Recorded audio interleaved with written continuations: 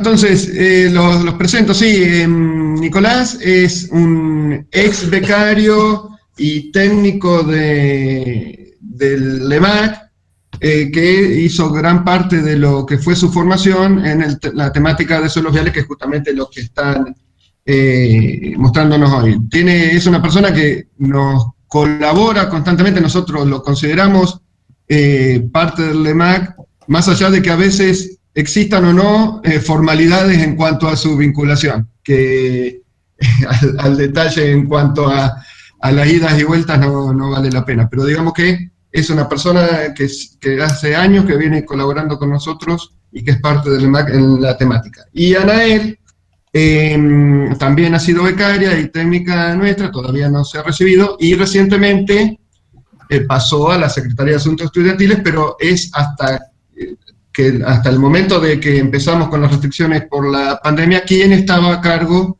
de lo que es el laboratorio de suelos viales. Veremos de acá en adelante, cuando reiniciemos las cosas, cómo queda la relación, pero ella también va a seguir participando en ese laboratorio.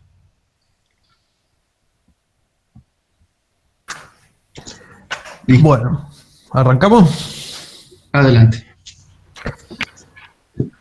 La idea de la clase nuestra de suelos está pensada atendiendo un poco a que la mayoría de los becarios creemos que son de segundo o tercer año. Entendemos que a esta altura de la carrera no han tenido acercamiento todavía a la temática, no han cursado geotecnia,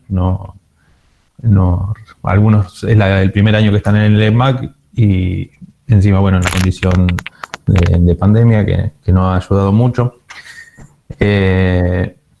Un poco enmarcado en todo el contexto del curso, es decir, lo que queremos es intentar que tengan un acercamiento a la temática de suelos, particularmente para la obra vial. Digo particularmente para la obra vial porque uno podría considerar el suelo desde un punto de vista geotécnico para obras civiles, pero ya vamos a ver que no es exactamente lo mismo. La idea un poco la vamos a estar dando la clase en conjunto con Anael, para organizar mejor el tema de la virtualidad. Primero voy a hablar yo y después va a hablar ella. La idea va a ser que yo dé ponga en contexto para qué usamos el suelo, cómo lo caracterizamos, hablar un poco de la parte conceptual de todo, y ella después se va a meter más de lleno con la parte práctica, explicando todos los tipos de ensayos que utilizamos, los más importantes, para caracterizar el suelo. Vamos a repetir algunas cosas, va a ser un ida y vuelta, pero es necesario y bueno, lo organizamos de esa manera porque lo que se va a repetir son conceptos, cosas que son muy importantes. Primero yo voy a hacer una introducción, voy a hablar de qué tipos de pavimentos tenemos, cómo calculamos la estructura del pavimento, cómo definimos los materiales y en qué estado se van a colocar, y qué parámetros utilizamos para definir las características del paquete. Y después ella, como les decía, va a meterse de lleno con los ensayos y bueno, va a tomar algunas de las cosas que yo dejo. En principio, ¿qué podemos decir? Una calle, un camino, ¿para qué lo hacemos? Para que soporte el tránsito vehicular. El tránsito vehicular nosotros lo tenemos que hacer que sea de manera confortable, que tenemos que hacer una obra que perdure en el tiempo, que resista a los agentes climáticos. Y para esto, ¿qué es lo que hacemos normalmente?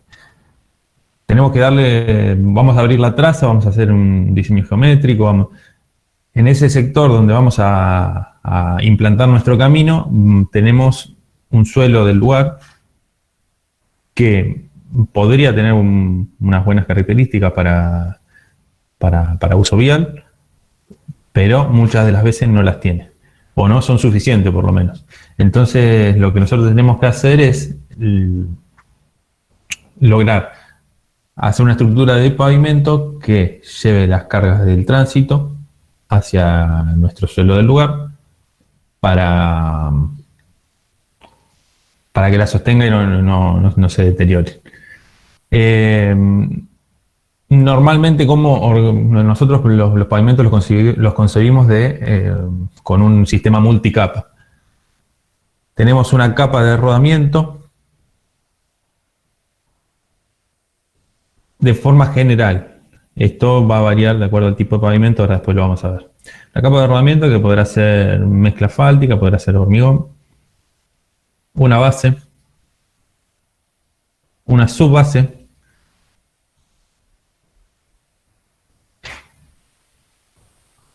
una base que puede estar conformada por varias bases. La subbase siempre es una sola. Y la subrasante, que es el terreno del lugar. Esto para que quede claro, la línea de subrasante es esta y la línea de rasante es por donde transita el tránsito. Lo que nosotros tenemos que hacer es calcular esta estructura. Es lo mismo que si calculáramos una fundación de un edificio. Lo mismo, no exactamente lo mismo. Tenemos que considerar que las cargas que estamos aplicando son diferentes, no son cargas estáticas, son cargas dinámicas. ¿Y qué quiero decir con esto? Una carga en un edificio, en una base, por ejemplo, o en una zapata corrida, es una carga que la tenemos implantada de forma prolongada en el tiempo, es siempre la misma, no cambia.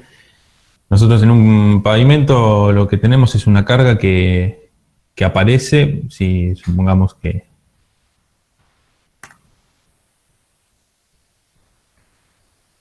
hacemos un gráfico tiempo, carga, una carga estática en un edificio.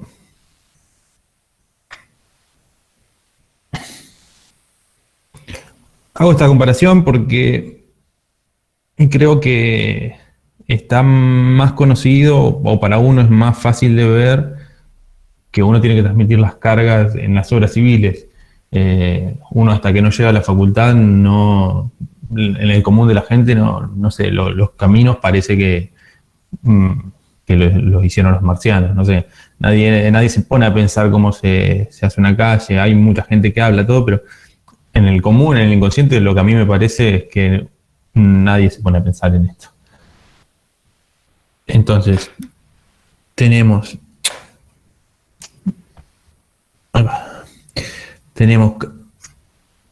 esto sería una carga de un edificio que se mantiene de forma constante en el tiempo, es estática, y una carga en el paso de una rueda de un auto tiene una forma dinámica, aparece de forma rápida y desaparece.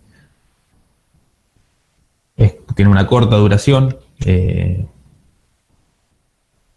Después, otra cuestión que tenemos que tener en cuenta para el cálculo de los paquetes es que el camino se apoya de forma prolongada a lo largo de toda una traza.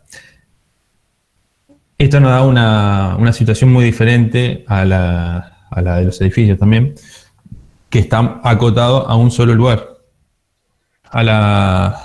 Al apoyarse en forma continua, lo que nosotros necesitamos es que el paquete se deforme de forma, digamos, que no se deforme, no ocurran asentamientos diferenciales entre un sector y el otro, sino que baje todo el camino junto o no.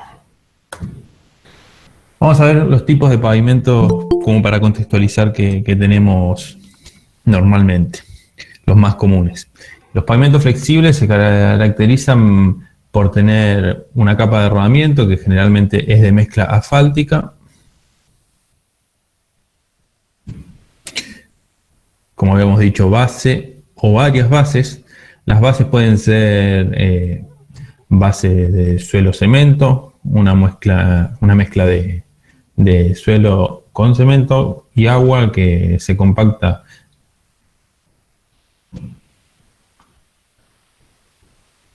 y funciona por acción hidráulica del cemento. Podemos tener suelo cal, que es una mezcla de suelo con cal, que puede funcionar de forma hidráulica, de acuerdo al contenido de cal que tenga, o simplemente puede utilizarse la cal para corregir la granulometría del suelo. Podemos tener bases ligadas. No sé, por ejemplo, podemos tener una arena asfalto. Podemos tener estabilizados granulares.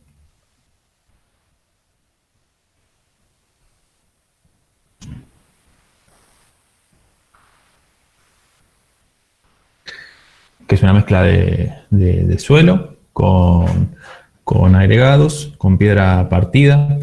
Se utiliza el agregado para que le dé estructura, un esqueleto granular resistente, y el suelo para que le dé la cohesión que le falta al agregado y que le dé durabilidad y que se mantenga todo en la capa.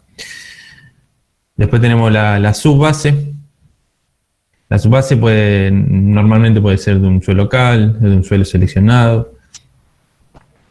Como bien había dicho, en la base podemos tener varias bases. Podemos tener una base que esté conformada, digamos, por un suelo local y encima una arena asfalto, por ejemplo, o una base ligada, lo que sea, y después la capa de rodamiento, pero subbase siempre vamos a tener una sola. Y la subrasante, que es el terreno del lugar. La subrasante, normalmente uno lo que hace es llegar, si te encontrás con el terreno que tiene vegetación, se saca el manto vegetal y uno podría utilizarla directamente como está y a partir de ahí comenzar a elevar su paquete o hacerle un tratamiento, compactarla, dependerá de las características del suelo del lugar. Se le puede hacer un tratamiento con cal si hiciera falta para poder trabajar. Y acá en esta filmina, en esta foto, perdón, vemos una obra de un pavimento asfáltico que se está colocando, de la colocación de la mezcla, se está compactando. Después tenemos pavimentos rígidos, que se caracterizan directamente por tener, acá se le llama base o subbase, porque algunos le dicen base, otros subbase, pero hay solo una capa que se considera resistente por debajo del hormigón. Y la superficie de rodamiento directamente es hormigón. Y la subrasante tenemos lo mismo que en el caso anterior. La principal diferencia entre los dos tipos de pavimento es el comportamiento que tienen frente a las deformaciones. Nosotros la rigidez la entendemos como la capacidad de la rigidez o la flexibilidad, que es el contrapuesto, como la capacidad de deformarse frente a la carga.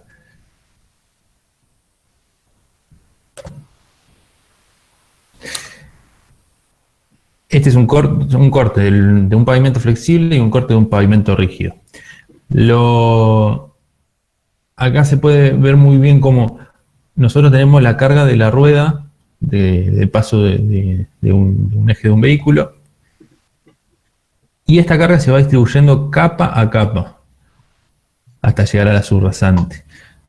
Como habíamos dicho antes, que nosotros acá arriba tenemos una tensión un esfuerzo muy fuerte, para ponerle un adjetivo, para nombrarlo de alguna manera, del paso de la rueda, que capa a capa tenemos que ir disminuyendo el valor del esfuerzo para que la subrasante lo soporte y no sufra grandes deformaciones, ¿no?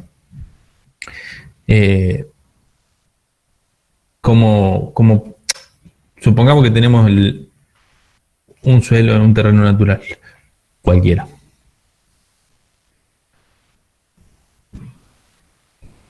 si nosotros aplicamos una carga acá, sin ningún paquete, sin ningún nada. Si nos paramos acá, vamos a sentir, o sea, hagamos de cuenta que nosotros somos un cubito de suelo. Y esto es una carga puntual. Si nos paramos ahí arriba, vamos a sentir toda la carga. Si bajamos un poquito, aumentamos la profundidad.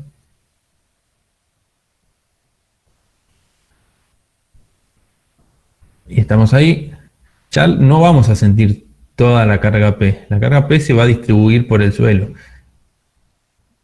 Si aumentamos mucho la profundidad, no vamos a sentir nada de la carga P.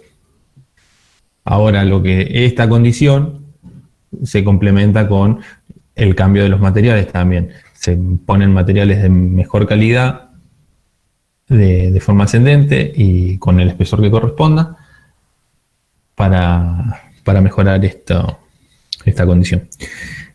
Este uso de los materiales depende siempre del lugar en donde tengamos la obra, porque tenemos que hacer la obra de la forma más económica posible, y la forma más económica posible normalmente es con los materiales que haya disponibles en la zona.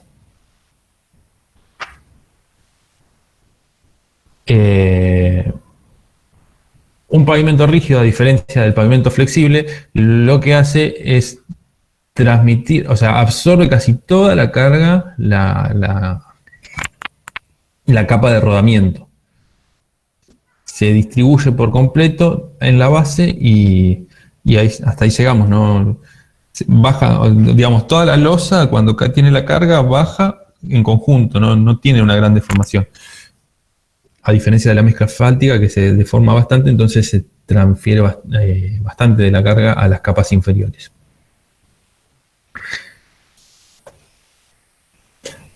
Acá podemos ver en este gráfico cuál es la forma que tienen el perfil de los esfuerzos con la profundidad. Esto es el esfuerzo vertical y estas son los esfuerzos de compresión que se producen acá arriba y de tracción que se producen acá abajo. De este lado tenemos las tracciones y acá tenemos las compresiones. En un pavimento rígido, como bien les decía anteriormente, la carga se consume casi toda en este sector. A la subbase es muy poca la carga que le llega, porque llega de manera distribuida, eso es lo que sucede.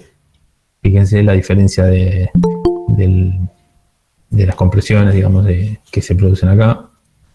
El gráfico ese y las tracciones, se consume todo acá arriba. Acá continúa hacia las capas inferiores.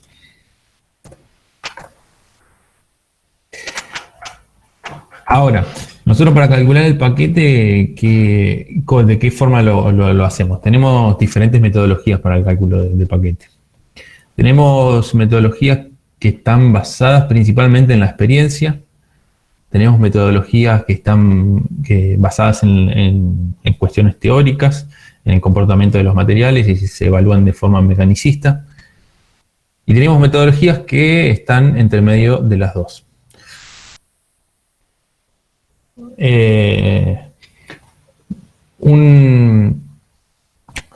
Una metodología eminentemente mecanicista, como dije recién, se basa en la teoría. Evalúa qué le pasa a los materiales con teoría de mecánica del continuo, se fija qué es lo que le pasa a un cubo de suelo que se encuentra a una determinada profundidad, correlaciona algún módulo del suelo, un coeficiente de Poisson del suelo, con las tensiones que están llegando a partir de esta carga P, las tensiones sigma z en la dirección de la profundidad, sigue la sigma radial y la tensión tangencial. Esto así porque está en coordenadas polares. Esto pasa todo alrededor de este eje. y determina las deformaciones que tiene ese material ahí. Todo esto de forma teórica.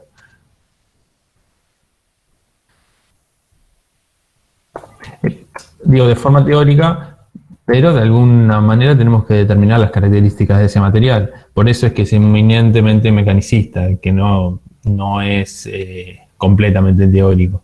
Porque algo necesitas de empírico para hacer un ensayo, hacer algo necesitas. Y después tenemos ASTO 93, una metodología muy utilizada que es eminentemente empírica. Esta metodología se basa en que vamos a tener una cantidad de ejes equivalentes de 80 kilonewton que pasan por el pavimento. Eso es para nosotros, cuando caracterizamos el tránsito, tenemos diferentes tipos de vehículos que van a transitar. Entonces lo que hacemos para poder organizar la cosa es decir, fijarnos, supongamos, un eje de un vehículo, de un automóvil común familiar, de 12 ejes simples. ¿Cuántas pasadas de esos ejes van a producir el mismo daño que un eje equivalente de 80 kN? Entonces, de esa manera, llevamos todo a un único número de pasadas de ejes equivalente. Después tenemos en esta ecuación el área bajo la curva de confiabilidad, que depende de los materiales que tengamos, de los procesos, el desvío estándar de nuestras variables, la pérdida de serviciabilidad que uno espera en función del pavimento, de su deterioro. Y acá es donde entra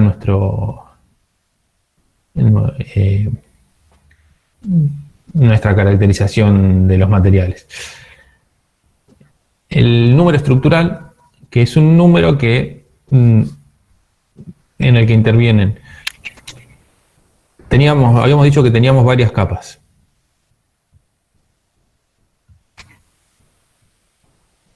Uno, dos, n.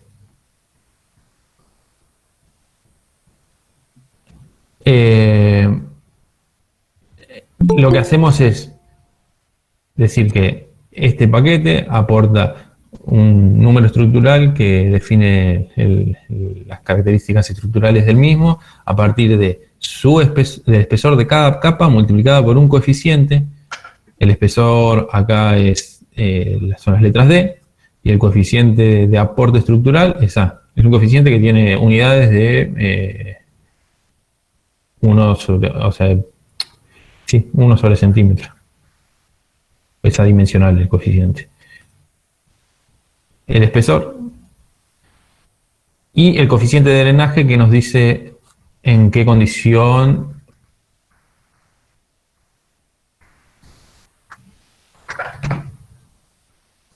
de drenaje se encuentran nuestras capas. No es lo mismo tener un material que va a estar sumergido en agua continuamente, en un bañado, que un material que va a estar, en las sierras de Córdoba en continua sequía.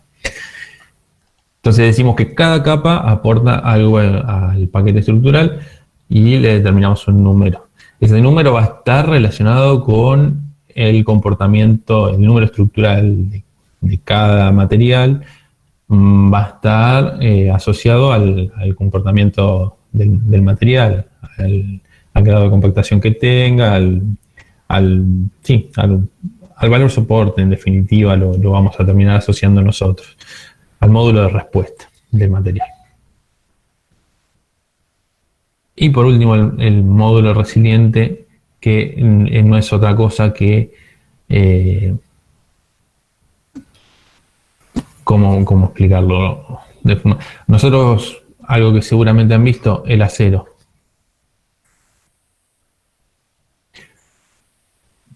El acero se dice que hasta determinadas cargas tiene un comportamiento lineal. Acá tenemos deformaciones específicas y acá tensiones. de forma simplificada, entra en un periodo de fluencia y después asciende hasta la rotura. ¿Cómo caracterizamos esto? Con el módulo de elasticidad, que es la pendiente de esa curva. Eso nos dice qué tan rígido va a ser un acero. Un acero más rígido, más tenaz, va a tener una curva más empinada, va a ser menos deformable. Un acero de baja calidad va a ser muy deformable. Lo comparo con el acero porque por ahí es más fácil de ver. Este módulo resiliente no es exactamente lo mismo, ahora ya lo vamos a ver en unos minutos, pero pretende caracterizar el comportamiento de las deformaciones del material frente a las cargas.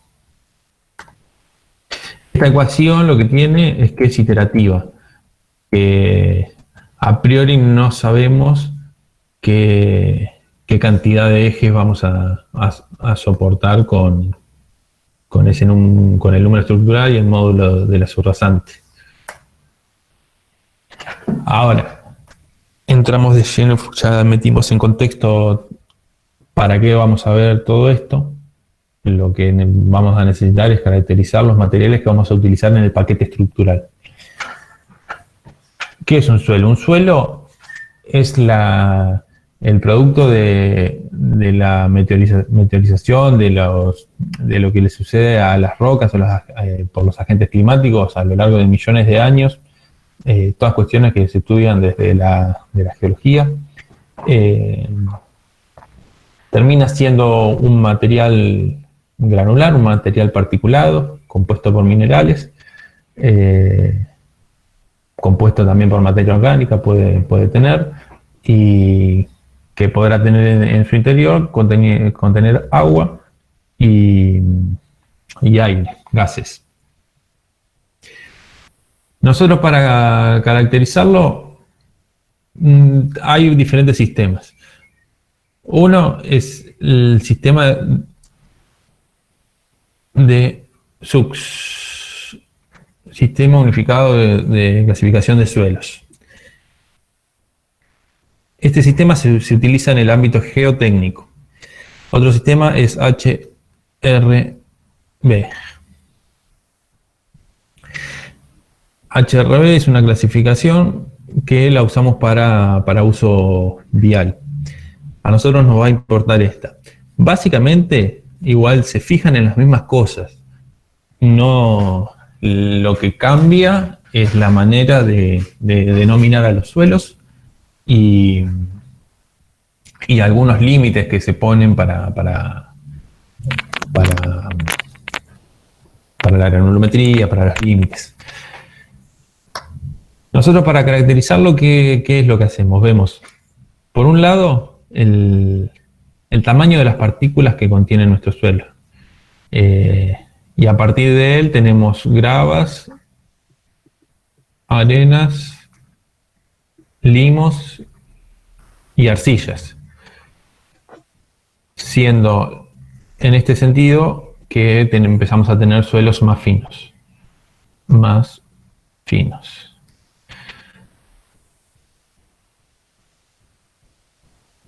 Por otro lado, lo que nos interesa ver es cómo se comporta el suelo frente a la humedad.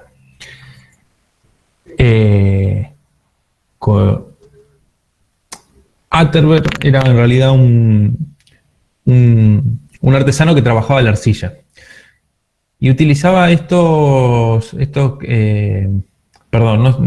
sé si Atterberg directamente, pero sé que viene de ahí el sentido de estos ensayos. Buscaban tener suelos que sean muy plásticos, muy trabajables, muy deformables, porque necesitaban moldearlos. Entonces buscaron alguna manera de poder determinar esto. ¿Y cómo se logró? Determinando el límite líquido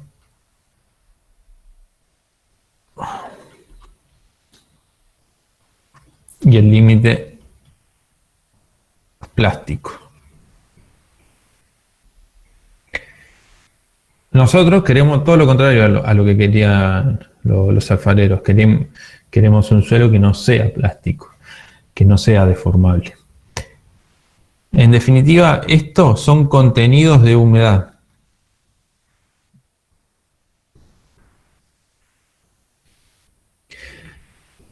¿Cómo es la cosa? Nosotros tenemos un suelo que está compuesto por... va a estar compuesto por sólido, por granos sólidos y por agua, básicamente, y aire.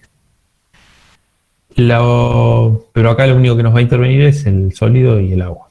Vamos a tener, en su condición de seca, sin nada, un material sólido. A medida que empezamos a agregarle agua, vamos a pasar a un estado semisólido, vamos a pasar a un estado plástico, después vamos a pasar a un estado semilíquido y finalmente a un líquido. O sea, ya llega un momento, vamos a partir de un material sólido que le empezamos a agregar agua, un material granular, que lo vamos a empezar a disolver de a poco en agua hasta que finalmente va a terminar siendo un líquido. A nosotros el contenido de humedad de un suelo es el porcentaje de agua que tiene respecto de su suelo del material sólido, del material sólido. Respecto al material sólido, porque es lo que, si tomamos una muestra y no perdemos material, es lo que se va a mantener constante. La cantidad de agua por las condiciones ambientales puede variar. Entonces por eso lo referimos al sólido. El límite del líquido es aquel que se encuentra entre que el suelo pasa de ser plástico, está en un estado plástico que se puede moldear con las manos, a que comienza a comportarse, a fluir, a comportarse como un líquido. Nos encontramos en este punto, límite líquido. Y el límite plástico se encuentra entre que el estado semisólido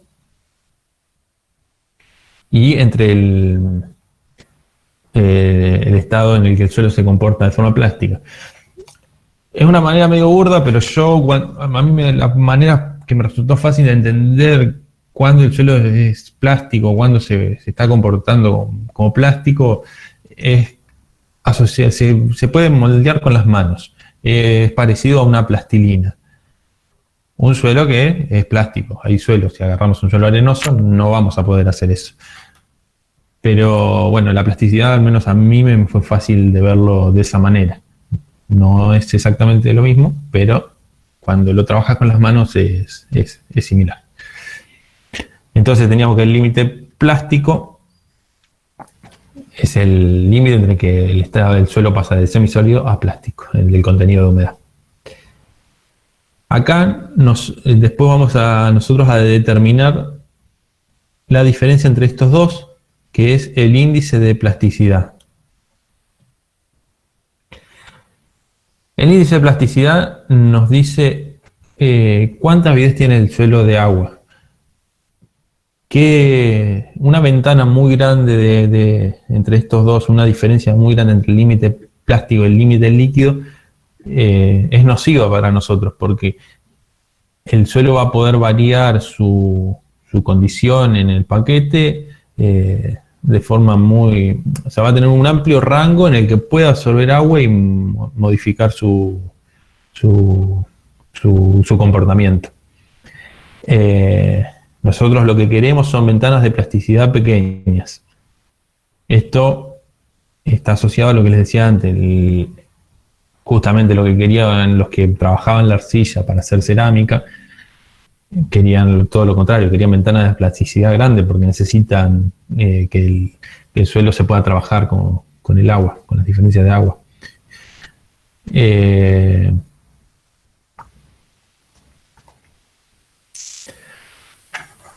Ahora vamos a ver un poquito cómo se come esto de la clasificación.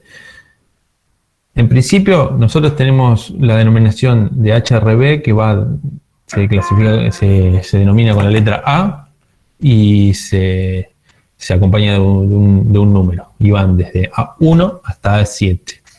Siendo que en aquel sentido tenemos suelos de peor calidad. Acá lo tenemos, excelente, bueno, regular a pobre. Es decir, un suelo A2 es mejor que un suelo A5. Un A4 es mejor que un A7.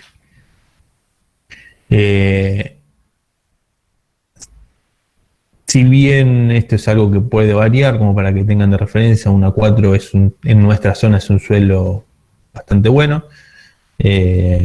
o muy bueno diría yo, que generalmente son las toscas que se usan para los rellenos en las viviendas, y las toscas que se está acostumbrado a ver, ese suelo medio marrón claro. Lo que estoy diciendo son cuestiones de referencia, porque puede variar de acuerdo a la zona, no siempre es así. Pero una tosca se puede asociar con un suelo A4, en principio. Y un suelo A7 es un suelo negro o un suelo como el jardín de sus casas. Pueden hacer la prueba, ir y van a ver cómo uno le pone agua a eso y le va agregando, o sea, lo pueden separar un poco de suelo, prueben, lo dejan al sol que se ore, que se seque y después empiecen a agregarle agua y van a ver que le agregan agua y lo pueden moldear. Lo agregan agua y lo van a seguir moldeando y jueguen con las manos, tóquenlo y van a ver ahí es eso, lo tienen que tocar y sentirlo para darse cuenta qué es lo que está pasando con la plasticidad. Y esa situación, no sé si, o sea, una tosca uno se siente mucho la diferencia, pero para que se lo grafiquen de forma más sencilla ahora, hagan de cuenta que hacen lo mismo con una arena de la playa. Ahí van a ver que no le pueden agregar nada de agua, no la van a poder amasar nunca. Creo que son los dos contrapuestos que les van a servir bastante para decir, bueno, esto es un suelo plástico y aquello no. La clasificación. En principio, tenemos una división por acá con el tamaño de las partículas. Nosotros lo que hacemos es tamizar el suelo por vía húmeda, por un tamiz de 74 micrones de abertura de malla cuadrada.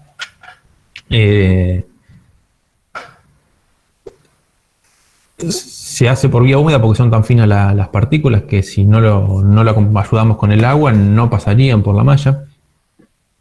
Bueno, tenemos la primera división. Si tenemos que más del 36% del material pasa por el tamiz 200, que es el de 74 micrones, estamos en suelos arcillosos limosos de este lado. Si menos del 36% pasa, si menos del 36% pasa. Sí, está bien. Pasa. Quiere decir que la mayor parte del material tiene un tamaño que es mayor a los 74 micrones. Acá dice 75, pero bueno, es más o menos lo mismo. No cambia. Estamos del lado de suelos gruesos, suelos granulares, arenas, gravas, fragmentos de roca. En la zona, generalmente, acá por La Plata, estamos frente a suelos limosos, suelos arcillosos. Así que vamos a centrarnos en esta clasificación. Una vez que tenemos definido si estamos de un lado o del otro, granulares o arcillosos limosos, lo que hacemos es ver el índice de plasticidad. Recuerda que el índice de plasticidad era la diferencia entre el límite líquido y el límite plástico, que eran contenidos de humedad. Si tenemos un índice de plasticidad mayor a 10, o sea, una ventana de plasticidad grande, habíamos dicho que cuanto más grande era la ventana de plasticidad, para un uso vial teníamos un suelo peor. Y habíamos dicho que recostado sobre la derecha teníamos los suelos de peor calidad. Estamos frente a suelos arcillosos. Y si el índice de plasticidad es menor a 10, estamos frente a suelos limosos. Y por último, tenemos una clasificación diferenciada por el límite líquido. Si el límite líquido es mayor a 40, estamos frente a una 5, suponiendo que tenemos un índice de plasticidad menor que 10, y si el límite líquido es menor a 40, tenemos una 4. Lo mismo pasa del otro lado, si teníamos el índice de plasticidad mayor a 10, si el límite del líquido es mayor a 40, tenemos una 7, si menor a 40 tenemos una 6. Así es que se lee esta tabla. Acá aparecen A75, A76 porque puede pasar que sea predominantemente una 7, pero que tenga algo de contenido de suelo limoso. O sea, es una mezcla de los dos suelos. Es predominantemente arcilloso, pero tiene algo de limus.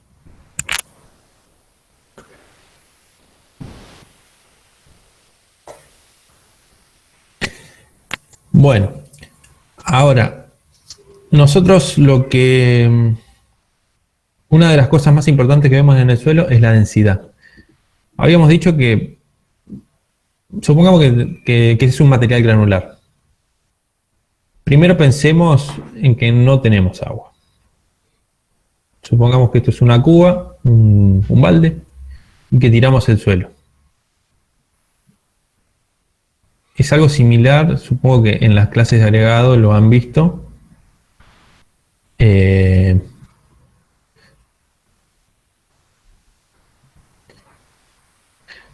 Al peso por unidad de volumen en los agregados. Si lo tiramos así nomás dentro del balde, las partículas van a estar trabadas entre sí y no se van a acomodar. Va a haber un montón de vacíos entre las partículas. Pero ¿qué pasa si la misma cantidad de material la logramos acomodar?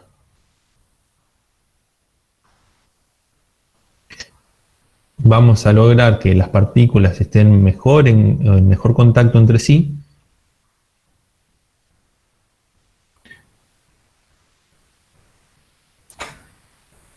Y vamos a densificar el estado del material. Suponiendo que esta masa es la misma cantidad que esta masa de suelo, de material. Hagan la prueba con un paquete de yerba, o no sé, con un tarro de café, o de cacao, o esas cosas que son granos. Hagan la prueba de golpearlo y van a ver cómo las partículas se empiezan a acomodar entre sí y bajan mucho el volumen. Ahí queda bien claro todo esto.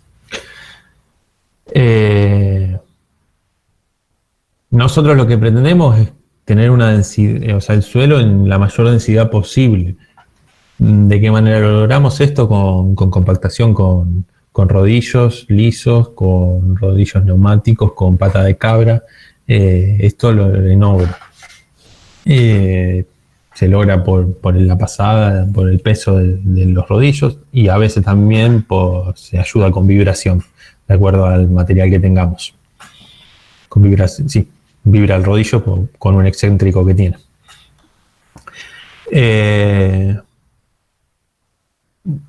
Nosotros, ¿cómo hacemos para caracterizar esto en laboratorio? Lo hacemos con un ensayo que se llama Proctor, que no es otra cosa que agarrar un recipiente, poner suelo como indica la norma, en varias capas, y con un pisón, por el medio de energía mecánica se compacta. O sea, tenemos un molde y tenemos una capa de suelo. Que lo que hacemos esquemáticamente es dejar caer una masa desde una altura predeterminada. Esta masa acá tiene energía potencial y cae toda y realiza trabajo sobre el material y lo va acomodando. Esto después en el ensayo se va a explicar mejor.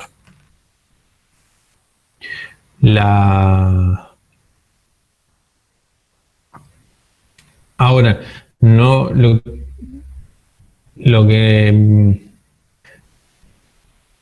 ¿cómo logramos obtener la máxima densidad posible? Ajustando el contenido de humedad. ¿Por qué? Porque el agua funciona como un lubricante entre las partículas. Pero, ¿qué cantidad de agua tenemos que agregarle? Uno, en el común de la comunidad, normalmente uno cree que cuanto más agua, mejor.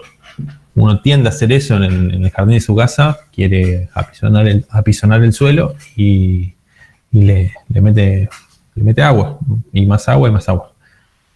Pero eso no es lo que sucede, porque o sea, no es lo óptimo, porque en principio, supongamos tenemos el suelo seco, que tenemos todas las partículas friccionando entre sí. Queremos compactarlo, se compacta, pero no es la condición óptima. Ahora le agregamos un poco de agua.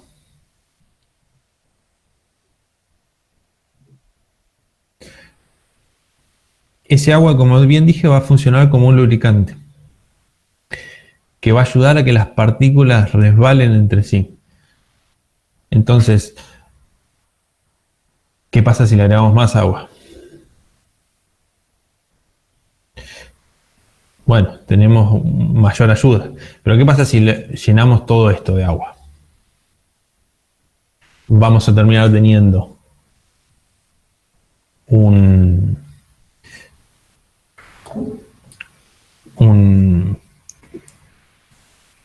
lo que va a terminar sucediendo es que vamos a tener una solución de suelo, digamos.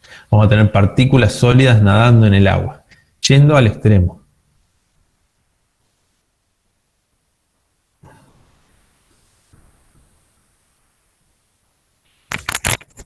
Eso no nos sirve porque nosotros lo que necesitamos es que las partículas estén en contacto entre sí. La carga, o sea, se va a transferir de partícula a partícula. Me quedó muy chiquito eso. Si esto es una partícula de suelo y esto es otra partícula de suelo, y le va a venir una carga por alguna razón desde arriba, nosotros necesitamos que se transfiera de partícula a partícula. Si acá en el medio tenemos agua, se va a transmitir de la partícula al agua y del agua a la partícula. Y este agua lo que tiene encima es que es agua que puede estar, como que después puede que no esté, puede que desaparezca. Entonces, si supongamos tenemos esas dos partículas que dibujé ahí, separadas por una capa de agua, y después esta capa de agua se va, se escurre, lo que sea. Lo que va a pasar es que esta partícula va a descender, y ese descenso de forma micro, de forma macro se va a ver en deformaciones del pavimento, del paquete, y bueno, posteriormente en rotura. De forma rápida, lo que hacíamos con el Proctor es determinar qué contenido, cómo evoluciona la densidad frente al contenido de humedad. El contenido de humedad, como habíamos dicho antes, era el porcentaje de agua que tiene, si tenemos, supongamos que esta es todo nuestro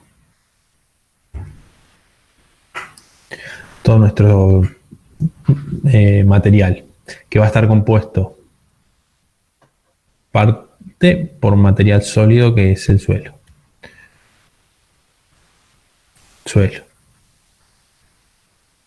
Después, parte va a estar compuesto por agua entre las partículas. y parte por vacíos de aire. El aire no tiene peso. Los materiales que nos pesan a nosotros son el agua y el suelo. El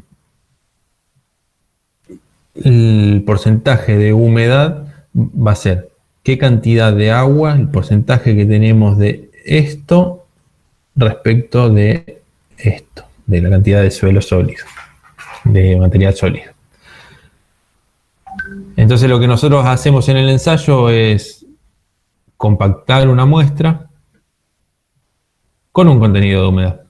Decimos, bueno, 10%. Y obtenemos una densidad.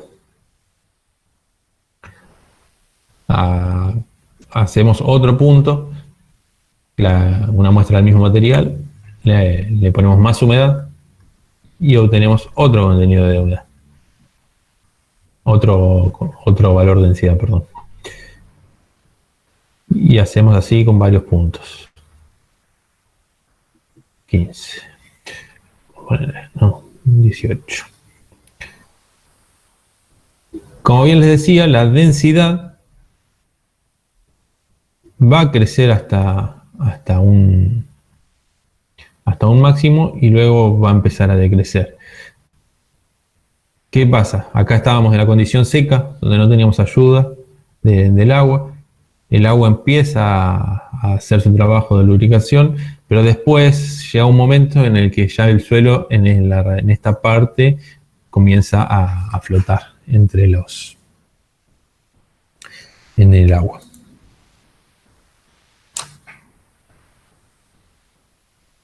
Estos puntos normalmente los unimos para generar una parábola tienen formas parecidas a una parábola, y con esto determinamos la densidad máxima y la humedad óptima. Ahora es importante ver de esto que estos valores obtenidos son para una condición de carga de energía determinada.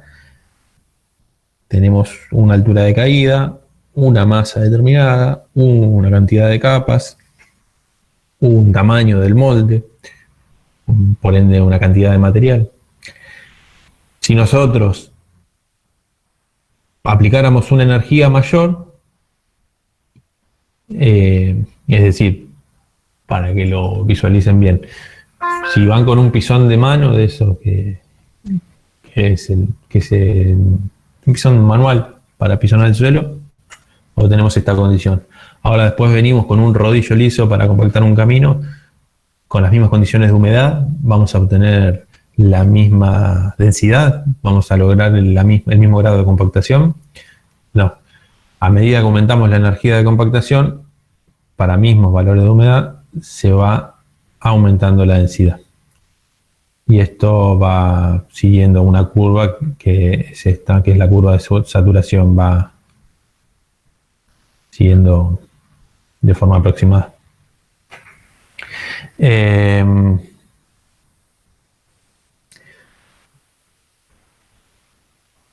Esto es importante entenderlo para después poder correlacionar la densidad con el valor soporte. El valor soporte es un ensayo que hacemos de forma estática para determinar qué porcentaje. A ver, cargamos un pisón en el suelo que va a tener este tipo de falla, va a intentar romper con una cuña de este tipo, o sea, este suelo va a intentar ir para abajo y empujar todo esto para arriba.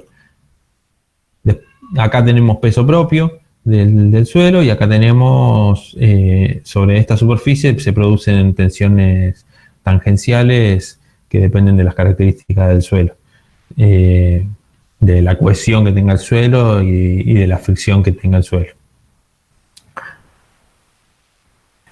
Nosotros, el ensayo en sí es aplicar una carga, así como les dije, y se determina para diferentes puntos la relación, la tensión alcanzada para una penetración. Para la décima de pulgada, para 2 décimas, para 3, para 4 y para 5. Y se obtiene de forma ideal una curva de ese tipo. El valor soporte lo que representa es, para un suelo de referencia se hizo un mismo ensayo en Estados Unidos que tiene una curva de este tipo. El valor soporte relativo es relativo porque es relativo a esta muestra de referencia. Tenemos para las 2 décimas de pulgada aproximadamente acá una tensión de 70 kilos por centímetro cuadrado. Y para las 2, 3, 4, 5. Y para las 5 décimas aproximadamente acá una tensión de 100. De 105. Lo que nosotros hacemos es decir, bueno, ¿qué porcentaje alcanzamos de este suelo de referencia? Es importante ver eso porque puede que tengamos un valor soporte mayor al 100%. Es decir, en este caso estaríamos diciendo, acá estamos aproximadamente en un 50% de este.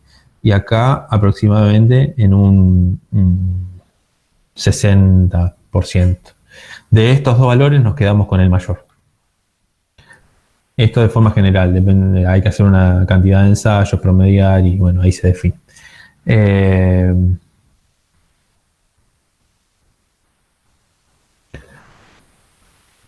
Este valor soporte se hace en una condición de densidad prefijada, se hace por norma saturado. Para esto es que quería mostrar más o menos cómo se determina la densidad y el ensayo Proctor. Entonces, el ensayo anterior, este es un ensayo que se realiza de forma estática. Ahora bien, habíamos dicho al principio que en el pavimento tenemos cargas dinámicas.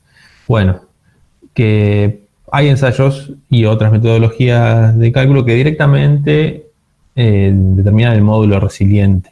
El módulo resiliente, nosotros si tenemos un suelo, lo que nos pasa, si hacemos la curva de deformación que hacíamos en el acero, que en el acero decíamos, bueno, acá esto es completamente elástico, volvemos por la misma curva. En un suelo eso no pasa.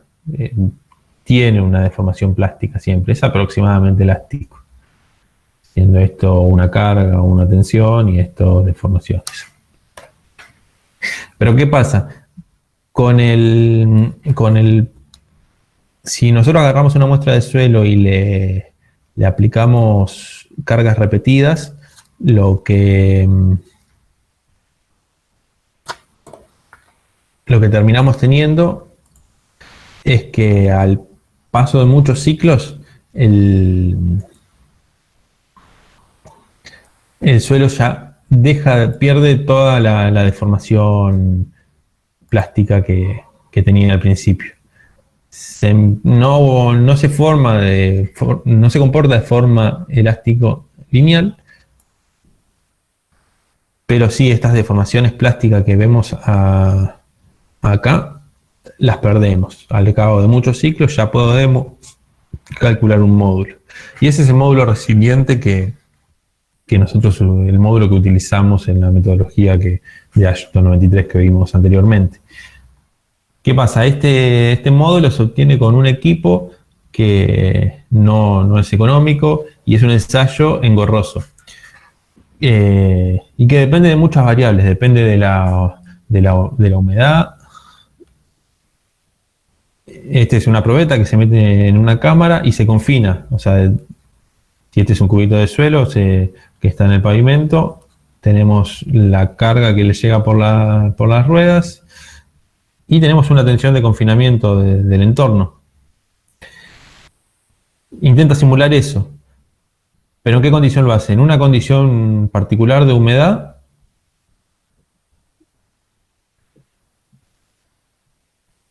y en una densidad específica.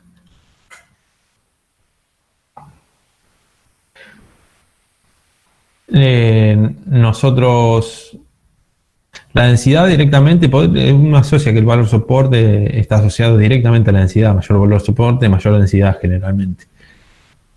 Entonces, uno ahí puede correlacionar en una condición de humedad determinada el valor soporte con el módulo resiliente.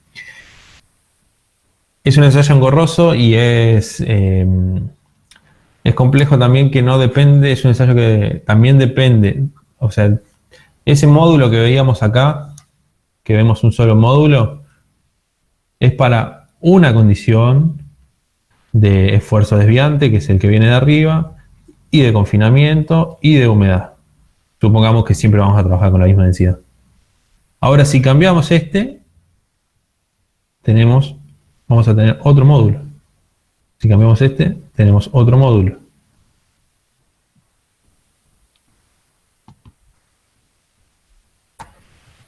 Es por eso que los ensayos de módulo, en realidad lo que se hace es variar las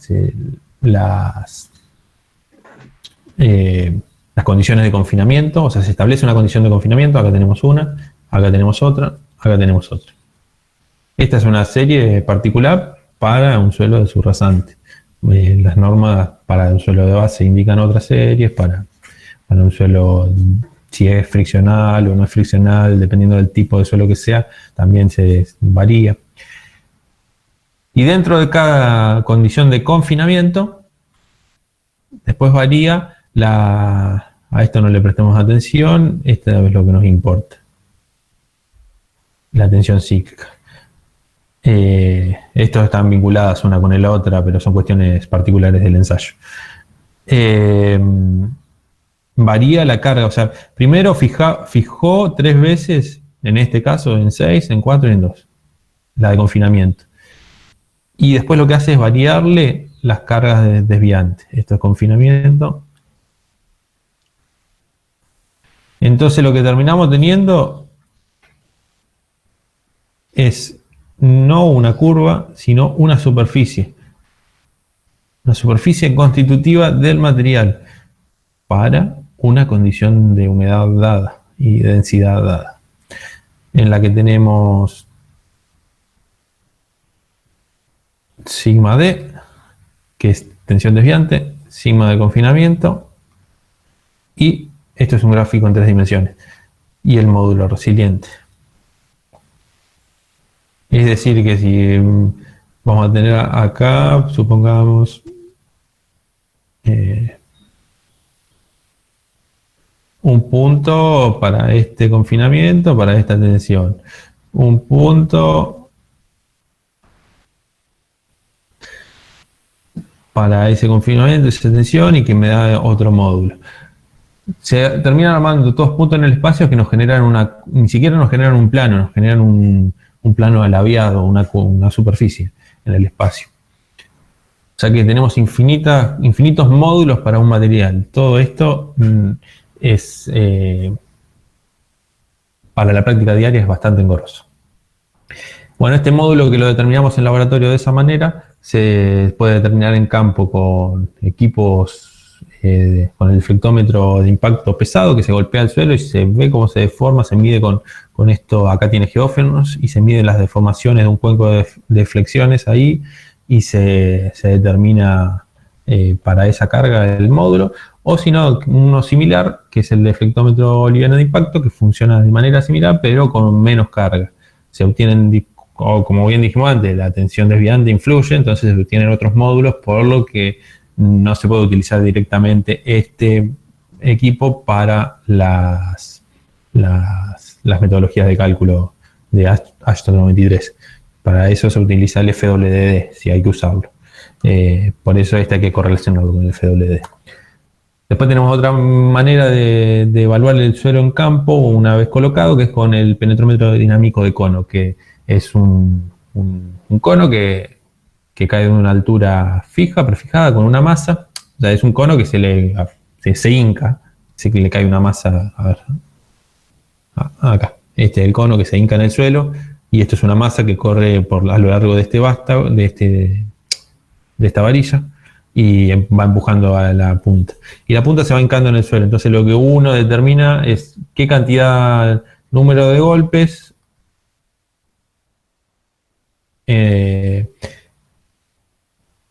en tramos de 5 centímetros o 10 centímetros, dependiendo de lo que esté estudiando, y de ahí saca un DN que termina siendo milímetros por golpe. Entonces tenemos un gráfico que, si ponemos así la profundidad a la que se va evaluando, nos va dando, supongamos, en un paquete debería ser un DN mayor al principio, un DN menor, con alguna forma esta curva, teniendo DN acá y esto profundidad Z. Esto es un ensayo que depende del tipo de suelo que estemos utilizando, sirve más o menos, hay que tomarlo más o menos, digo, porque siempre sirve, es mejor que nada, es muy simple de realizar, pero hay que tener en cuenta que, supongamos, si lo hacemos sobre estabilizador anular, si agarramos piedras no va a ser nada representativo, simplemente sirve como una referencia de algo, y hay que mirarlo muy criteriosamente. Si lo hacemos sobre un suelo seleccionado, sirve directamente muy bien. Entonces, ¿qué pasa? Como dije que era muy complicado hacer un módulo resiliente, lo que se termina usando normalmente es correlaciones. Estas correlaciones son directamente con el DN, pero, a ver, estamos haciendo una correlación valor soporte relativo. Tenemos el DN y obtenemos un valor soporte, pero nosotros para nuestra metodología necesitábamos el módulo. Entonces, ¿qué hacemos? Con el valor soporte que obtenemos, vamos a nomogramos que ya los tiene la metodología y determinamos un módulo resiliente que vamos a utilizar después. O de eso, si lo que usamos para hablar son DCP. Si hicimos directamente el ensayo de valor soporte, obtenemos de forma indirecta el módulo del material. Obviamente, obtenemos un módulo para ese valor soporte. Quiero denotar la simplificación, que no quiero decir que esté mal, sino que es lo que se usa. Y también las clasificaciones se pueden correlacionar con este módulo a partir del índice de grupo. Ani.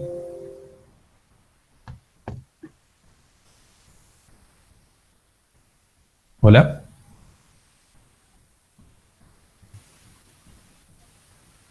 Sí, ahí estoy. No he abierto el micrófono. Bueno, ahora nos vamos a ir al laboratorio. Antes vamos a hacer una pequeña pasadita por obra. Me pareció interesante como para complementar un poquito todo esto que mencionaba Nico, como para hacerles un poquito más gráfico. Lo que pueden ver acá es un perfil grafológico, que es una traza de un proyecto. Algo por ahí a mencionar es que nosotros podemos estar trabajando con un proyecto ya existente o algo que se está proyectando a futuro. Entonces, por ejemplo, tenemos esta traza en lo que pueden ver con los distintos trazos y las referencias a su derecha con las clasificaciones que mencionaba Nico, es el tipo de suelo con el que nos encontramos en el proyecto. Vamos a tener una caracterización que la vamos a hacer a partir de muestras que se van a tomar. O sea, ¿cómo se hace este perfil edafológico?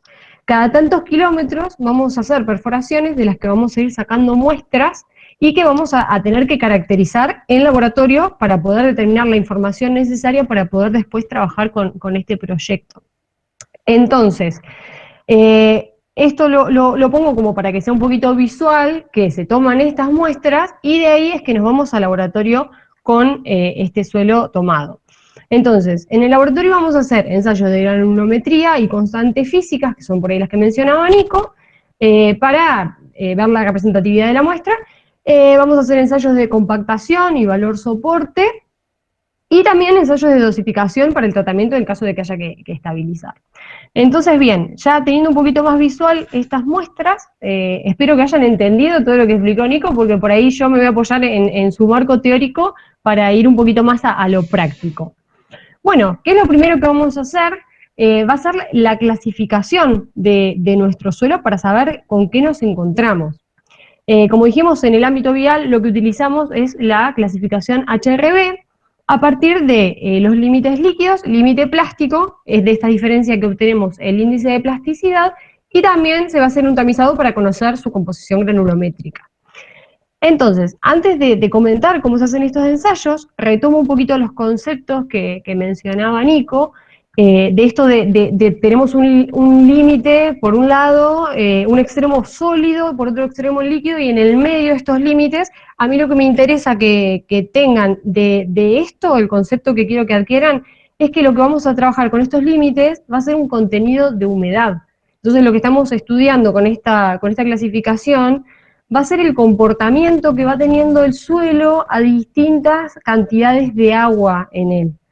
Entonces, cuando hablemos de humedad, también algo para que lo puedan visualizar de manera más práctica, ¿de qué vamos a estar hablando? De que nosotros vamos a incorporarle agua al suelo, le vamos a generar estos ensayos que voy a comentar a continuación, o sea, puede ser HRBO o cualquiera de los próximos ensayos que voy a mencionar cuando hable de humedad.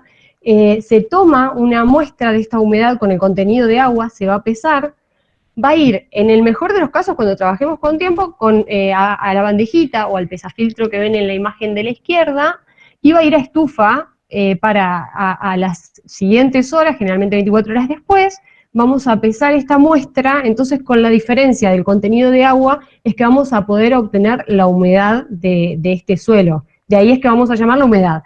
Y en el caso de que estemos trabajando con ensayos en lo que por ahí necesitamos como saber la humedad que tiene el suelo, por ejemplo, nos llega una bolsa, una muestra de suelo y vamos a realizarle un proctor, necesitamos conocer la humedad que tiene esa muestra para saber cuánta agua incorporar y demás. Entonces, ¿qué hacemos? Tomamos una pequeña muestra, la pesamos, va al sartén y con mucho cuidado y sin pasarnos, porque por ahí se pueden quemar algunas partículas de las más pequeñitas. Entonces es que a través del sartén es que también podemos estimar un aproximado de la humedad que contiene. Así que bueno, ahora, yendo a la clasificación, lo que hacemos para condicionar la muestra es llevar la estufa a 60 grados centígrados, se pasa por el tamiz número 40, si hay mucho contenido grueso, previamente lo pasamos por el 10, como para no estropear el tamiz. Y bueno, y si es necesario, también utilizamos el mortero como para disgregar las pequeñas aglomeraciones de suelo. Una vez que tenemos esta muestra, comenzamos explicando el límite líquido. Bueno, ¿qué se utiliza? El cascador de Casablanca que vemos aquí en la imagen, que consiste en este recipiente que lo que hacemos es poner una muestra que enrasamos en la mitad, como pueden ver en la figura de la izquierda, chiquitita, que es más, en la siguiente imagen se ve un poquito mejor, como ven la imagen de la izquierda, se hace en 10 milímetros, se enrasa bien, que algo a tener en cuenta es que si se mueve un poquito no se debe deslizar la muestra porque en ese caso tiene otras condiciones por lo que no se podría estar desarrollando satisfactoriamente el ensayo. La manivela, o si es automático, va a dar 2 golpes por segundo, y bueno, este es el punto que decía, que no deben haber desprendimientos, y bueno, lo que se busca, una vez que enrasamos, es hacer una canaleta en el medio, como se ve antes de la prueba en la figura, y a través de estos golpecitos es que se va a unir, y visto desde arriba, es que se tiene que unir 12 milímetros. Yo les muestro ahora, ven, en la figura del medio es la canaleta que se le genera, y en la figura de la derecha es que se vería como esa unión que se va generando. Lo ideal es que estos 12 milímetros que se unen sea dentro de los 20 y 30 golpes.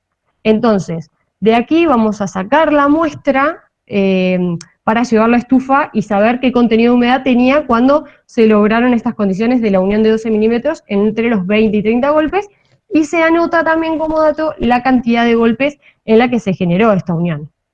Entonces, una vez que calculamos, después de retirar de estufa la humedad, se va a dividir por este valor que vemos aquí, que también lo podemos ver en la tabla de la derecha, que va a ser un factor de corrección en base a la cantidad de golpes. ¿Por qué? Porque lo ideal es que sea en 25 golpes el ensayo, pero como es muy laborioso llevar a los 25 golpes, uno abre como ese parámetro que sea entre 20 y 30 y lo lleva a un factor de corrección para lo que sería la representación de los 25 golpes.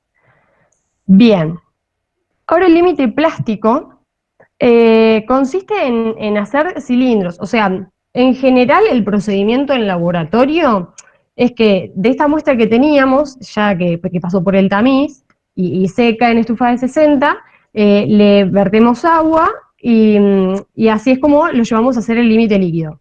Una vez que terminamos con esto, a esa misma muestra, generalmente le echamos más de la muestra seca, lo vamos mezclando de a poquito y lo vamos amasando en búsqueda de generar estos cilindros, que la característica que tienen que tener es generarlos de 3 milímetros y que se vayan generando como pequeñas grietas.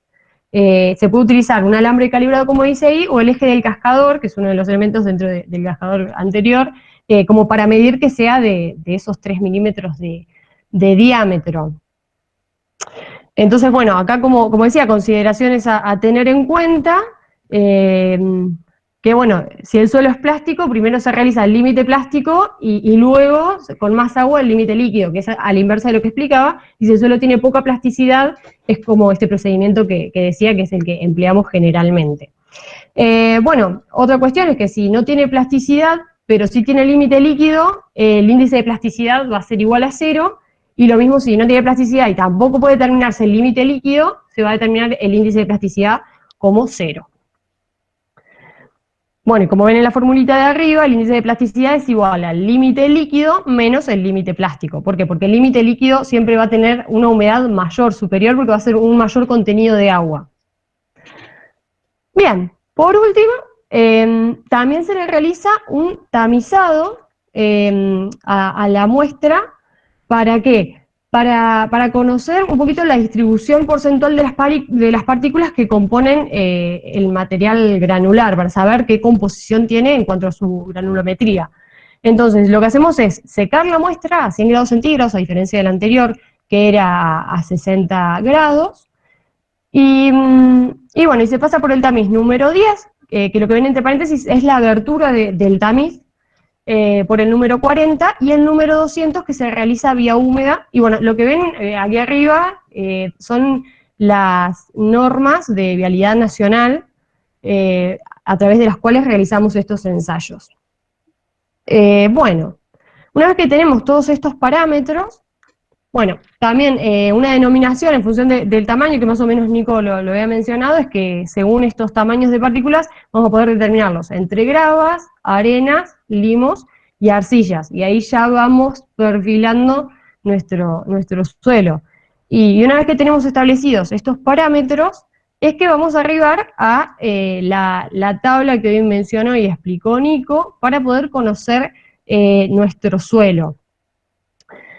También, como parte de esta clasificación, tenemos el índice de grupo, que se calcula, como ven aquí, que bueno, me pareció interesante por ahí poner la fórmula, porque ya con lo que expliqué recién, son límite líquido, y bueno, tienen más o menos un concepto de los elementos que se utilizan para el cálculo. ¿Qué es el índice de grupo? Yo, por ejemplo, tengo un suelo que lo clasifiqué como A4, y entre paréntesis agrego el índice de grupo, que va a ser de 0 hacia arriba.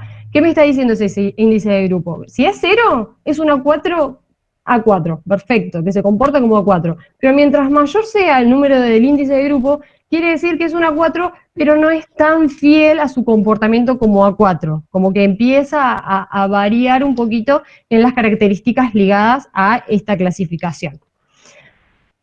Bueno, ahora vamos al ensayo de compactación, Proctor, que más o menos les comentó Nico. Bien, para la muestra se seca a 60 grados también, y si es un suelo fino, se emplea el pasatamiz número 4, y si se retiene más del 5%, se usa el pasatamiz número de 3/4 de pulgada. Bien, para cada punto se debe preparar una muestra, porque se les va a ir agregando distintos contenidos de humedad para ir conociendo la densidad y humedad de los distintos puntos. Esto lo vamos a pasar un poquito más rápido y les voy a contar más o menos en qué consiste el ensayo, para que se entienda mejor. Como ven acá en la figura, bueno, son los elementos que se emplean. Esto que ven aquí es el pisón que se levanta y al caer es todo normalizado, es una altura determinada que tiene que ver con la energía de compactación que le vamos a aplicar. La cantidad de capas en la que vamos a hacer el Proctor también es importante. Ahora voy a comentar un poquito de todas estas características que se tienen en cuenta. Lo que se hace es tener 5 muestras, les vamos a poner distintos contenidos de humedad, que la idea es que sean desde lo más seco hacia lo más húmedo. ¿Por qué? Porque buscamos tener puntos en las 2 ramas, en lo que se dice la rama seca y la rama húmeda. ¿Por qué? En eso viene un poquito lo que mostraba acá. Como ven, la figura de la izquierda es una curva de Proctor, en la que ven, en las abscisas tenemos la humedad y tenemos por un lado una curva ascendente que va a ser la curva seca, porque a medida que le vas agregando agua, esto que comentaba hoy Nico, vas a generar como un mejor comportamiento, que se empiecen a interactuar mejor las partículas, hasta que llega a un punto que va a ser el de máxima densidad, porque ya después vas a tener que se va a empezar a pasar de agua y ya no vas a tener como esa densidad bien lograda. Entonces, vas a hacer, como decía, estos 5 puntos a distintas humedades, lo vas a compactar con el pisón en distinta cantidad de capas. Esto se enrasa, se quita este collar que se ve por arriba, se enrasa, se pesa, porque ya vamos a tener un molde que conocemos sus dimensiones, su peso, entonces podemos determinar el volumen que se tiene dentro, y sacando una muestra de este volumen del tercio medio, o sea que sea lo más representativo posible, determinamos la humedad también, de manera de poder empezar a jugar con lo que es la humedad, la densidad húmeda y la densidad seca, que es a lo que estamos buscando llegar. Todos estos valores, una vez que les tomamos la humedad y calculamos, es que podemos arribar a este gráfico que vemos en la izquierda y determinar lo que sería la humedad óptima y su respectiva y correspondiente densidad seca máxima. A la derecha, lo que pueden ver es esto un poquito que comentaba, que tenemos 2 gráficos con distinta energía de compactación.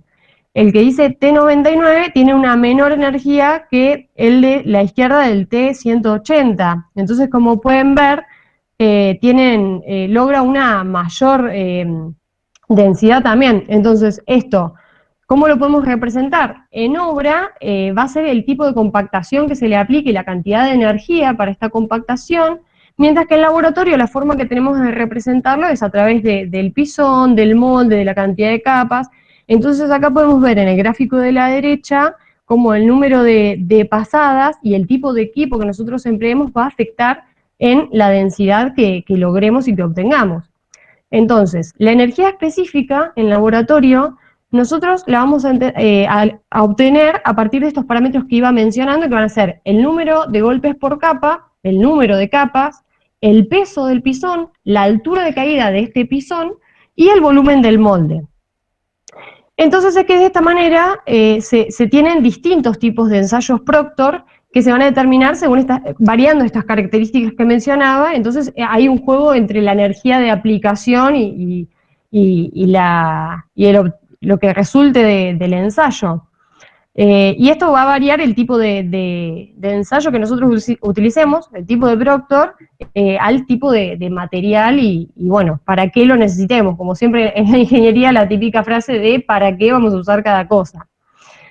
Entonces, bueno, viendo un poquito de cómo es la energía en laboratorio, vamos un poquito a lo que sería la energía específica en campo, que bueno, por ahí los factores que se tienen en cuenta va a ser la presión, el área de contacto entre rodillo y suelo, el espesor y número de pasadas.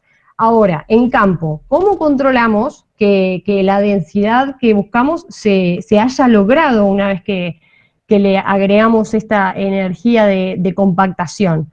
Bueno, para el control de compactación existen 3 métodos, que son el cono de arena, el volumenómetro y medidores nucleares. Paso a explicar un poquito sobre esto, que bueno, el método de cono de arena, yo quise por ahí simplificarlo porque la verdad es que tiene como muchas cuestiones y muchos detalles, pero yo creo que si les interesa pueden profundizar con la norma, o bueno, consultándonos si tienen interés, para explicarles un poquito más. Pero ahora lo que me parece interesante comentarles es que se utiliza una arena graduada que quiere decir que sea una fracción entre determinados tamices, idealmente entre el 20 o el 30, se pueden utilizar otras graduaciones, preferentemente que sean pequeñas para que no dificulten el paso por el elemento. Entonces, tenemos que tener todo conocido, los pesos, vamos jugando con el peso de lo que pasa y el volumen que se genera debajo de este conito que ven. Entonces, ¿qué se hace? Se va a obra, se hace un agujero con paredes lisas y verticales y con una profundidad igual al espesor que tenemos que controlar, ¿no? Entonces, se coloca este elemento que vemos y se deja escurrir la arena hasta que se complete. Y entonces, con estos valores, con estos pesos, y a su vez, importante, la tierra, el suelo que se saca del pozo, se debe reservar en un recipiente hermético, porque vamos a ver cuánto es y qué humedad tenía también, como para, todos estos son valores importantes para su posterior cálculo.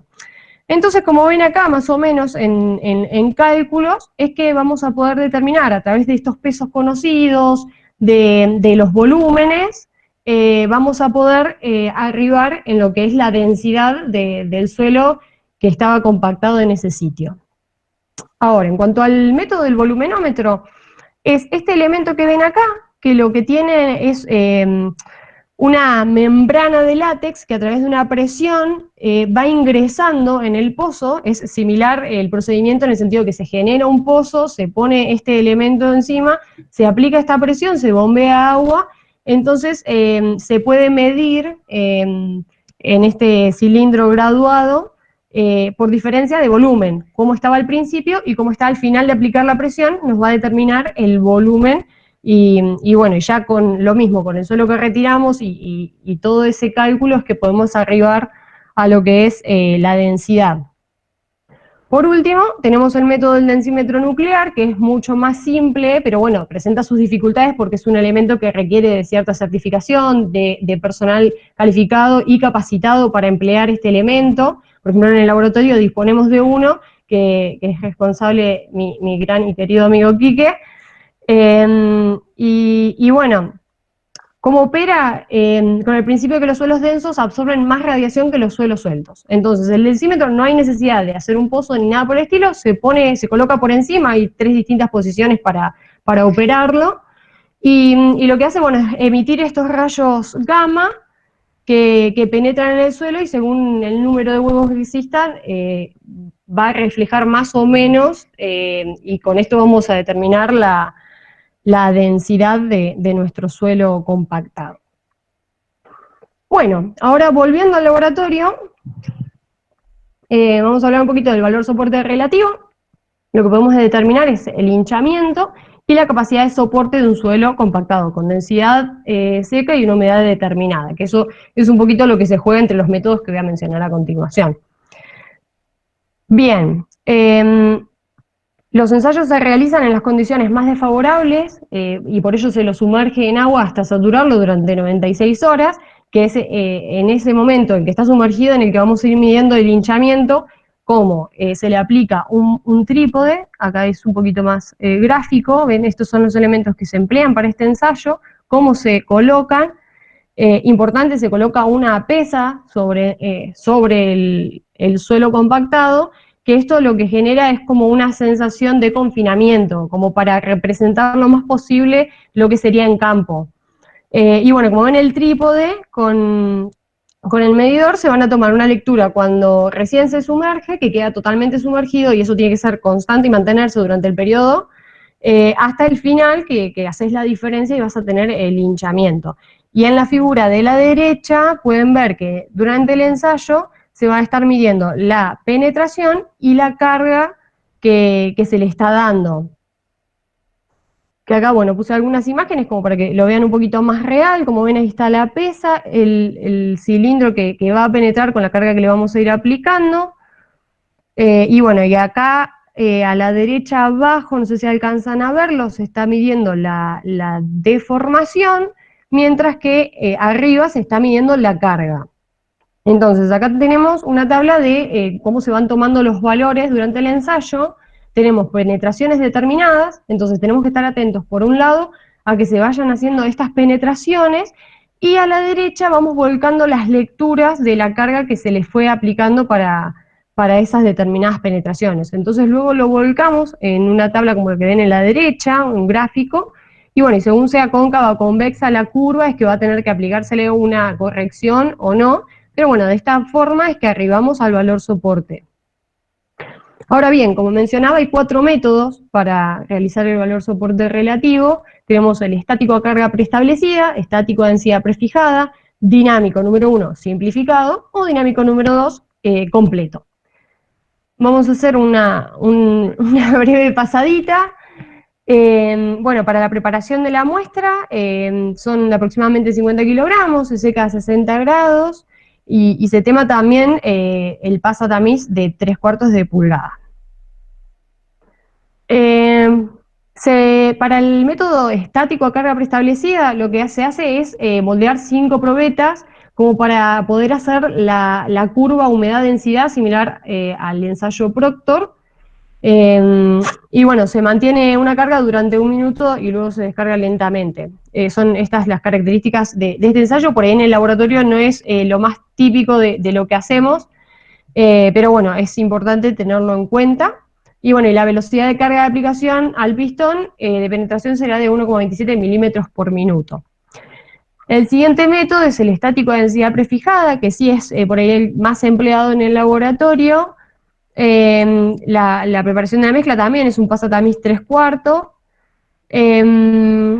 Y bueno, se emplea el suelo en la humedad óptima, o sea, para este ensayo es necesario realizar un Proctor antes como para conocer su humedad óptima, y se compacta en una base sin perforaciones, porque para sumergirlo lo hacemos con una base con perforaciones como para que pueda ingresar el agua, y bueno, y con una prensa hasta que quede la probeta de 12 centímetros de altura. Entonces, como ven en la figura de abajo, que tiene como un tochito, tiene una graduación en la que vamos viendo cuando va penetrando que se genere una pastilla de 12 centímetros de alto para tener este volumen conocido. El método dinámico número 1, lo que se hace es compactar de 3 a 5 probetas en un rango del 90 al 100% de la densidad seca máxima, con suelo con humedad óptima. Se compacta mediante 5 capas, cada una con energía de compactaciones distintas, o sea, varía en esto, en el moldeo, ya se le varía la cantidad de energía para la compactación, con el pisón de 4,5 kilogramos y una altura de caída de 45,7 centímetros, y se hacen 2 probetas por condición, es decir, 2 probetas para 56 golpes, 2 probetas para 25 y 2 probetas para 12 golpes. De esta manera, lo que arribamos es a estas curvas en las que, como ven, tenemos distintas densidades y para cada densidad arribamos a distintos valores soportes, que bueno, claro, como ven, tiene lógica, lo que explicaba hoy Nico, a mayor densidad, una mayor respuesta estructural. Bien, por último, el método dinámico número 2 o completo es similar al método simplificado, pero no solo varía en cuanto a la densidad, sino también al estado de humedad. Entonces tenemos que hacer 18 probetas para ensayar en estos estados con las distintas densidades y las distintas humedades. Y de esta forma arribamos a estas tablas en las que, como ven, podemos correlacionar para los distintos valores de humedad o de densidad a un valor soporte, nos va a responder con eso, digamos. Bueno, como dato informativo, también se pueden realizar valores soporte sobre muestras inalteradas, que son tomadas desde campo, como así también un valor soporte in situ. Esto más o menos como para que tengan conocimiento de que existen, así que lo mencionamos. Ahora bien, el valor soporte sirve para materiales de comportamiento granular. ¿Qué pasa cuando estamos hablando de un material de comportamiento cementado? Que en ese caso hay una estructura dentro de las partículas que si usáramos el valor soporte, este cilindro al penetrar estaría rompiendo con esta estructura. Entonces no sería representativo el ensayo para conocer su respuesta estructural. Entonces, ¿qué se hace en estos casos? Resistencia a compresión inconfinada, porque también estamos hablando de que es un material con otro porte, por decirlo de alguna forma. Entonces, para esto, ¿qué hacemos? La preparación de la muestra va a ser un suelo pasante por el tamiz número 4. La humedad se establece con el ensayo Proctor, se utiliza la humedad óptima, y se hace un juego de 3 probetas para cada ensayo. Entonces, para el moldeo, como ven estos recipientes, lo que se hace son moldes en realidad, se coloca en 3 capas la cantidad de suelo necesaria para que en ese volumen de molde, que nosotros ya lo conocemos, se logre la densidad seca máxima. Entonces, ya calculando previamente esto, es que vamos a verter este contenido en 3 capas y se va a dar un varillado de 25 golpes con una punta roma de 10 milímetros. Y bueno, y finalmente se coloca en la prensa como para terminar de darle el moldeo con una carga de forma estática. Luego se desmoldan con un desmoldador hidráulico y se introducen en una bolsa para hacerle un curado de una semana, para luego de este curado se sumerjan en agua durante 1 hora y así ya estarían listas estas probetitas para ser ensayadas. El ensayo es a compresión, similar al ensayo que se hace a las probetas de hormigón, que por ahí es un ensayo más común o que pueden haber visto. Lo que se hace es usar una calota en la parte superior, como para evitar alguna irregularidad que pueda presentar. El ensayo se realiza a una velocidad de avance de 1 milímetro por minuto. No tiene corrección porque por la relación de esbeltez, y se promedian de las 3 probetitas, del juego 3 probetitas, se promedian los 3 resultados y así se arriba a la resistencia a compresión inconfinada de estas probetas. Entonces acá, como pueden ver, es previo al ensayo de la figura de la izquierda y a la derecha se ve luego de su rotura. Bueno, y ya que hablamos de suelos cimentados, paso un poquito a lo que es la estabilización de suelos, que bueno, más o menos la fuimos mencionando en el desarrollo de la charla, que vamos a tener del tipo mecánicas y químicas. En mecánicas entra lo que es granulométricas, que va a ser componer la graduación, como para ir llenando los huequitos más chiquitos con suelos más pequeños que cubran esos espacios de manera que haya una mejor respuesta. Por compactación, que es más o menos de lo que venimos hablando, y de la energía de compactación que se le va a aplicar como para generar una mejor densidad. Luego está la estabilización química, que vamos a tener hidráulica, que pueden ser cal, cemento, puede ser estabilización hidráulica, u otros que pueden ser, por ejemplo, aditivos químicos que generen algo en las partículas, en los iones, que esto genera una respuesta también y que ayuda a que se acomoden, por una cuestión química, se acomoden mejor las partículas y se logre también como una mejor densidad y un mejor acomodo de estas partículas para una mejor respuesta, ¿no? Entonces, como ven acá, nuevamente volvemos a empezar, volvemos al inicio, a partir del porcentaje de pasa tamiz y del índice de plasticidad, es que podemos determinar qué tipo de estabilización de suelos va a necesitar. Y que bueno, vamos a recurrir a la estabilización de suelos cuando el material local no tenga las condiciones óptimas para el trabajo que nosotros necesitamos realizar. Entonces ahí también va a haber un juego de criterio del ingeniero a cargo, de que va a analizar estas cuestiones, y que bueno, como habrán notado en toda esta disertación, es que a partir de todos estos parámetros determinados en laboratorio, y conociendo todas estas características, es que va a llegar a la conclusión de si es necesario o no el empleo de estabilizados y bueno, y el tipo de suelo con el que se encuentra y cómo trabajarlo. Así que bueno, eso sería más o menos. No sé si Nico andas por ahí, pasamos al espacio de preguntas. Bueno, sí, como dijo Anael, muy buena, les agradecemos la presentación, muy amplia. Así que, como dijo recién Anael, está abierto el espacio para que les hagan preguntas.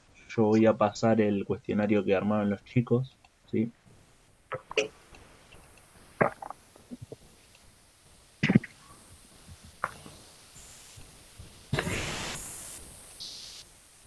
Por el chat.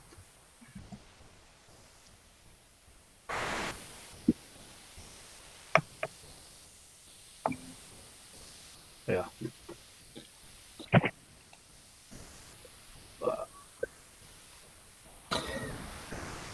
Yo creo que lo dejaron sin palabras. No se entendió todo, no se entendió nada. Yo tengo una pregunta. Bueno, una pregunta no, sino una aclaración cuando hice la clasificación HRB, que puso el 36% de pasa-tamiz la diferencia, cuando es 35. Un punto de diferencia es bastante para clasificar el suelo. La norma dice 35, lo tenía escrito arriba, no es 36. Quería comentarlo y aclararlo porque por ahí trae inconveniente después cuando uno clasifique un suelo. Nada más que eso. Bueno, de todas maneras, cuando se vuelva a la presencialidad, todos y todas más que invitados a trabajarlo en el laboratorio, que por ahí con las manos en el suelo es un poquito más fácil de adquirir todos estos conceptos y entender mucho más de lo que se estuvo mencionando. Si no hay preguntas. Bueno, yo le voy a hacer un comentario mientras los chicos se animan a hacer alguna pregunta. Los felicito por la presentación, lo han tratado tanto Nico como Anael y Acero, incluir en estas 2 horas casi en que han estado hablando lo que han podido de todo lo que se hace y se analiza en el laboratorio de suelos. Como ustedes vieron, ellos lo encararon desde 2 puntos de vista, como para dar un poquito más de lo que ya dijeron, no solamente darle una vueltita más. Ahí, Flaco, si podés apagar el micrófono, cerrar tu micrófono. Ellos hablaron desde atacaron estos materiales, que es lo que comúnmente se conoce en su estado natural como granulares, o sea, porque su comportamiento se debe a los granos que tienen, desde el punto de vista de la tecnología de los materiales, si se quiere, para hablar de aspectos tecnológicos en cuanto a su empleo, y desde aspectos estructurales. Eso es lo que trataron de mostrar, ¿no? Cómo estos materiales granulares se deberían analizar para su incorporación en los paquetes estructurales, viales, o siendo que constituyen la subrasante, desde el punto de vista de la tecnología y de la estructura. Eso creo que quedó recontra claro y estuvo muy bien. Y además, bueno, mostraron los distintos ensayos que permiten llevar esta evaluación y además dijeron, bueno, estos materiales posiblemente también se deban utilizar estabilizados de alguna manera. Estabilizaciones que pueden ser también en un material que sigue siendo granular o que puede llevar la incorporación de algún otro agente, como puede ser la cal o el cemento, con una acción hidráulica. Entonces, esto lleva a que el comportamiento no sea exactamente el de granular, sino que el de un material ligado, en este caso de manera hidráulica, y bueno, habrá alguna otra cosa para analizar, y esto también se podría ver si hubiera algún ligante asfáltico, por ejemplo, en una base asfáltica que utilice suelo, o si hubiera algún estabilizante químico o algún otro elemento que se fuera a incorporar. Entonces, lo que han tratado es dar un paneo y tratar de mostrar algún ensayo y alguna cuentita como para hacer una aproximación a lo que es todo lo que uno podría incluir dentro de un laboratorio de suelos viales y, digamos, y estabilizaciones. ¿Está bien? Entonces, desde la capa de rodamiento para abajo, si se quiere, tanto en pavimentos flexibles como en pavimentos rígidos. Por supuesto, y esto hablándole más específicamente a los becarios, van a ver ustedes, esperemos el año que viene, con la beca renovada, o bueno, también en las cursadas, los que les vaya tocando, van a ver que esto se puede profundizar mucho más, y hay bastante más para decir, y como nos decía recién Anael, además, la necesidad de verlo prácticamente. Cosas de ver en obra, que lamentablemente cada vez se nos complica más. Antes, muchos años atrás, los becarios teníamos más participación en lo que se hacía en obra, eso se ha ido complicando por distintas cuestiones, y verlo también en el laboratorio, ¿no? Ver distintas muestras y poder participar y colaborar con los distintos ensayos o análisis que se hacen comúnmente. Nada, no sé si aparece ahora alguna pregunta en este ratito que les dimos. No hay en el chat, ¿verdad? No. ¿Preguntas?